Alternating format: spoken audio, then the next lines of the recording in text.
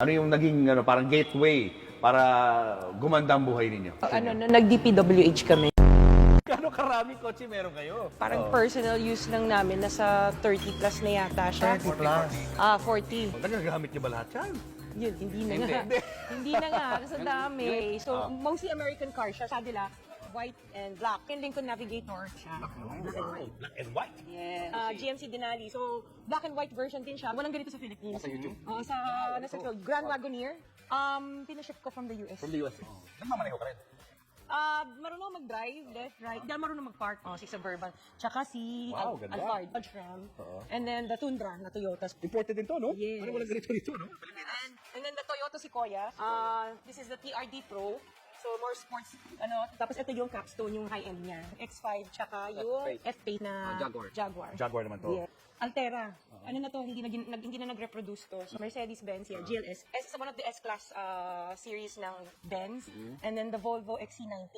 Ito yung gusto ko na dati na unang bilhin. Nung nabili na namin siya, hindi ko na ginagamit. This is one of the most expensive purchases na kotse noon.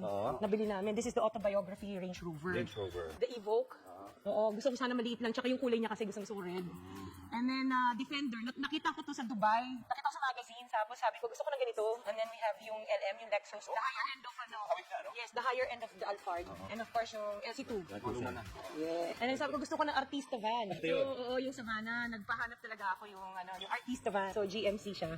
Unang bili namin ng white na Cadillac, dumating tong Ford Bronco. Binalik to. So, this is one of the first editions of the Ford Bronco. So, yung Benz GLE. Tapos ito yung X7. Nung lumabas siya, bumili kami kaagad. Tapos we have yung Sprinter. Isang Artista van din siya. Showbiz na showbiz. Artista ba naman? Ito naman, the Gladiator. This is my son's car birthday gift namin sa kanya to.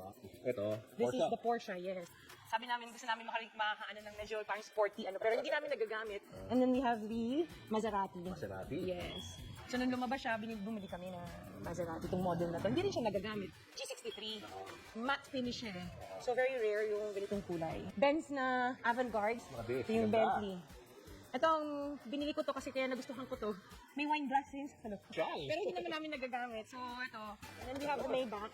Mercedes-Benz Maybach. Yung SUV version ng kinuha namin. Ito color niya? Yung latest. Your favorite? Yes, our favorite is the Rolls. Rolls Royce. Yes, Rolls Royce. This is the Cullinan. And kaya ko to binili. Sa loob. So kaya mo to kinuha dahil? Kasi ito may payong.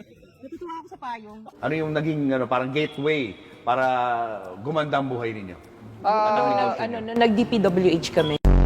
Siyam pala na kumpanya ng mga diskayang nakasungkit umano ng bilyones na kontrata para sa flood control project. Sa pagsusuri ng Billionaire News Channel, aabot sa halos 31.6 billion pesos o mahigit 6% ang flood control projects na posibleng hawak ng pamilyang Diskaya sa buong bansa.